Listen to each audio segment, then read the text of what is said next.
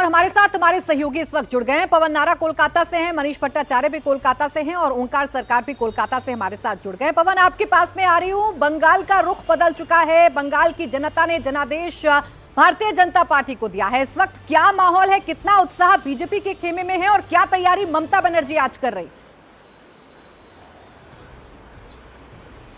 बिल्कुल, आज ममता बनर्जी शाम 4 बजे प्रेस कॉन्फ्रेंस करने वाली हैं और ये प्रेस कॉन्फ्रेंस उनके कालीघाट के घर पर होगी। बीजेपी के नेता आज फिर एक बार बीजेपी के दफ्तर जुटेंगे। सबकी निगाहें होंगी कि क्या कोई बैठक होती है, नहीं, इस तरह का कोई शेड्यूल अभी नहीं आया है। जहां तक कोलकाता की जश्न की बात है तो आज अलसाई सुबह कह सकते हैं, क्योंकि कोलकाता में कल देर रात तक हमने बीजेपी के झंडों के साथ गाड़ी, बाइक, टैक्सी सब में वो माहौल देखा है। लोगों ने बाहर आकर जश्न मनाया है और कल शाम का एक ग्रीटिंग का नारा था, जय श्री राम। जब हम रिपोर्टिंग निपटाने के बाद शाम को जा रहे थे खाना खाने के लिए पैदल, तो 2 बाइक पर 4 लड़कियां लगभग 20-22 साल की उम्र और ब्रेक मारकर रुका और कहा, जय श्री राम दादा, ये शब्द उनके इस्तेमाल थे। उन्होंने ग्रीट किया और जहां हम 1 किलोमीटर वॉक की, आप भरोसा नहीं करेंगे, कम से कम 50 लोगों ने हमें जय श्री राम ग्रीट किया। मानो यहां हमने एक और नई आज़ादी देखी हो। ये थोड़ी अतिशयोक्ति बहुत से लोगों को लग सकती है जिन्होंने बंगाल नहीं देखा है, लेकिन सचमुच बहुत लोगों ने कहा कि कल हमारे लिए पॉलिटिकल आज़ादी का दिन है, जहां बगैर डरे अपनी अभिव्यक्ति दिखा सकते हैं। मनीष भट्टाचार्य भी हमारे साथ जुड़े हुए हैं, हम उनसे भी चर्चा करेंगे और हमारे सहयोगी ओंकार सरकार भी हैं। लेकिन एक और रिपोर्ट आपको दिखा दें, ममता केवल पश्चिम बंगाल ही नहीं हारी हैं, वो अपनी सीट भी नहीं बचा पाई। अपने गढ़ भवानीपुर में ममता बनर्जी को 15,105 वोट से शिकस्त का सामना करना पड़ा। ममता को हराने के बाद शुभेंदु अधिकारी ने कहा कि ममता का राजनीतिक संन्यास हो गया है। शुभेंदु अधिकारी ने कहा कि भवानीपुर के हिंदुओं ने उन्हें खुलकर वोट दिया। शुभेंदु ने लेफ्ट का वोट भी अपने पक्ष में ट्रांसफर होने की बात कही। साथ ही उन्होंने राजस्थान से राजेंद्र राठौर और गुजरात से आई टीम को भी विशेष रूप से धन्यवाद दिया। ममता बनर्जी का हराना बहुत जरूरी था। ममता बनर्जी का राजनीतिक संन्यास अभी हो गया है। 21 में नंदीग्राम में हारी, इस बार हार गया। इस बार भी हारा 15,000 से ज्यादा वोट से। उनको खुल के मुसलमान वोट दिया। वार्ड नंबर 77 में जितना मुसलमान वोट देने के लिए निकला, सब ममता को वोट दिया।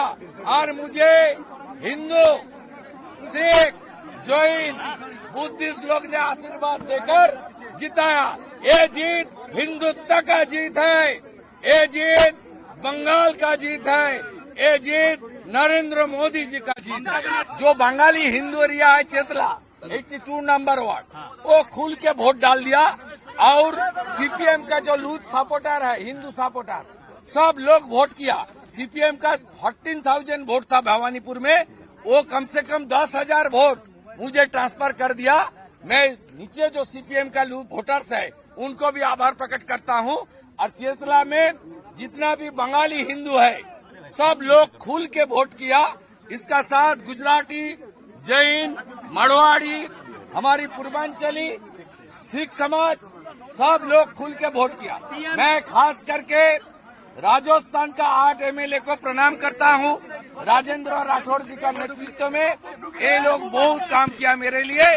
और गुजरात से अशोक जी आया था, उन्होंने, उनका टीम भी बहुत मेहनत किया है।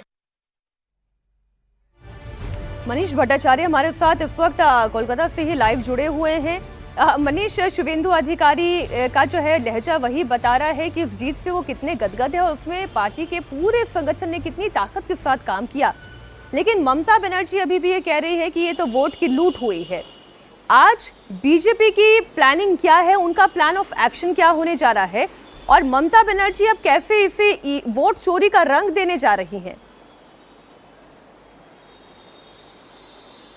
देखिए, ममता बनर्जी अपनी हार स्वीकार नहीं कर पा रही हैं, अगर सही शब्दों में कहा जाए तो। दरअसल ये भवानीपुर उनका गढ़ था, लेकिन लोकसभा का चुनाव 2024 का वहीं से पटकथा इसकी लिखी दी गई थी कि किस तरीके से ममता को अगले विधानसभा चुनाव में हराना है, जब वो अपने वार्ड में बूथ नंबर 70 पर ही हार गई थी। उसके बाद यहाँ पर लोकल इलेक्शन हुआ तो लगभग भवानीपुर के 5 से 6 वार्ड थे जहाँ पर बीजेपी को प्रचंड जीत मिली थी, और उसके बाद अब विधानसभा जब चुनाव हुआ तब इस पूरे भवानीपुर की सीट वो 15,000 वोटों से हार गई।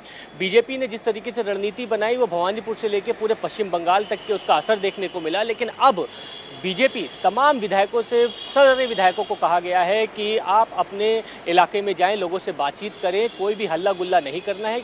तमाम कार्यकर्ताओं को बुलाया भी गया है, वो आज कार्यालय में भी इकट्ठा होंगे, और कहीं ना कहीं ये माना जा रहा है कि जिनका बड़ा मार्जिन है उन विधायकों से यहाँ के जो प्रभारी हैं सुनील बंसल और भूपेंद्र यादव, वो पर्सनली मुलाकात करेंगे। उस सीट का पूरा जो एनालिसिस किया था वो सुनील बंसल ने किया था, और ये रणनीति जो है बूथ मैनेजमेंट की असली वो सुनील बंसल की थी, क्योंकि 3.5 साल से वो लगातार यहाँ पर कैंप करके बैठे हुए थे। दूसरी बात यह कि भवानीपुर इंपॉर्टेंट इसलिए था क्योंकि राजस्थान से राजेंद्र राठौड़ को यहाँ पर बुलाया गया।